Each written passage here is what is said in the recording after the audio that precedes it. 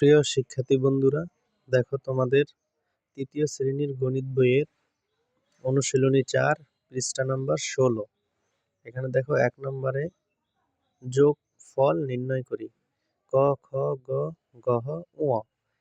এই ৫টি আজকে তোমাদেরকে সমাধান করে দেখাবো। এর আগে একটু বলে নেই যে এই যে দেখো তোমরা আগে যোগ শিখেছিলে নিচে নিচে, এই যে এরকম যোগ তোমরা আগে শিখেছো যে এখানে একটা সংখ্যা এর নিচে আর একটা সংখ্যা, কিন্তু এখানে দেখো কিভাবে সংখ্যাগুলো দেওয়া, লম্বা ভাবে দেওয়া ১০৪ যোগ ২৫০ যোগ ২৭। তো এই যে লম্বা এই যোগগুলো তোমাদের লম্বা ভাবেই শিখতে হবে। তোমরা এগুলোকে নিচে উপরে করার প্রয়োজন নেই।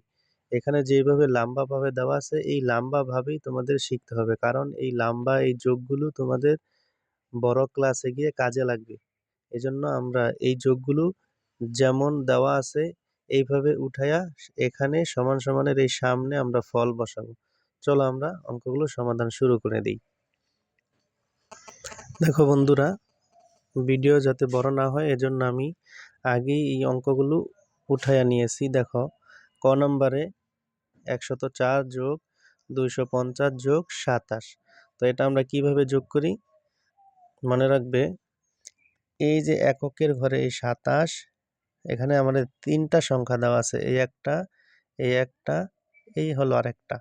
তো আমরা প্রত্যেকটা থেকে একটা করে সংখ্যা নিব। প্রথমে আমরা এককের ঘরের অর্থাৎ এই যে ২৭, এখানে শেষের প্রথমের সংখ্যা কত ৭, এই ৭ নিব আর এখান থেকে নিব এই ০। অর্থাৎ আমি এখান থেকে দেখো এখান থেকে ৭ নিয়েছি, এখান থেকে প্রথম সংখ্যাটা কত আছে ০, এটা নিব। আর এখানে প্রথমে কোনটা আছে দেখো এই ৪। তো আমরা এই ৩টা সংখ্যা এখন যোগ করি। ৭, ৭-এর সাথে ০ যোগ করলে ৭ই হয়, আর ৭-এর সাথে এই ৪ যোগ করলে হয় ১১। ১১-র ১, এই একটা তোমরা এইখানে লিখবা না, সমানের সাথে লিখবা না, একটু দূরে লিখবা, কারণ এইটাই তোমার ফলের এককের ঘরের সংখ্যা। তো আমরা ১১-র কত লিখব ১, হাতে থাকলো ১।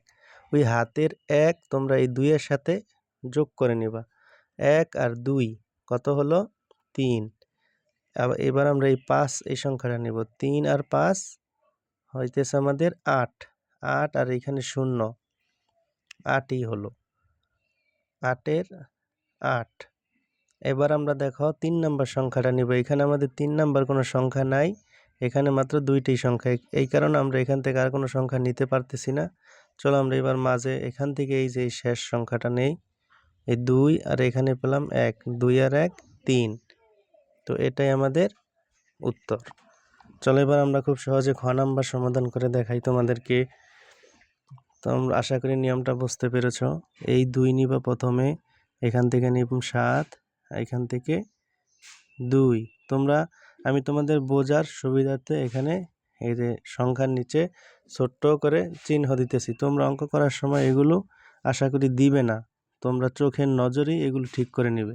এখান থেকে ২ আর এই ৭ এটা যোগ করবা, ২ আর ৭ ৯, ৯ আর এই ২ কত হলো ১১।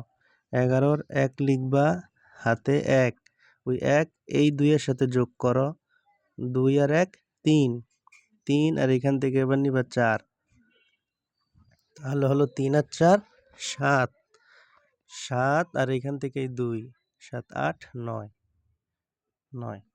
দেখো এবার আমরা ৩ নাম্বার সংখ্যাটা নিব, কিন্তু এখানে সেম আগের মতো এখানে আর ৩ নাম্বার সংখ্যা নাই, এই কারণে আমরা এখান থেকে কোনো সংখ্যা নিতে পারতেছি না। আমরা চলে আসবো এখানে, এখানে পেলাম ১, এখানে পেলাম ৭, ৭ আর ১ ৮, এটাই আমাদের উত্তর।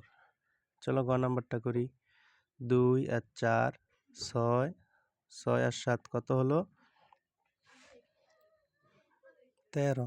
১৩ আমরা কত লিখবো বলো তো ৩, হাতে আমাদের ১, ওই ১ এখানে এসে যোগ হবে, ১ একে ২, ২ আর এই ৩ ৫, ৫ আর ৬ ১১। ১১-র ১, হাতে আমাদের আবার ১ থাকলো, কিন্তু এখানে আর সংখ্যা নাই, এই কারণে আমরা এখানে চলে আসবো।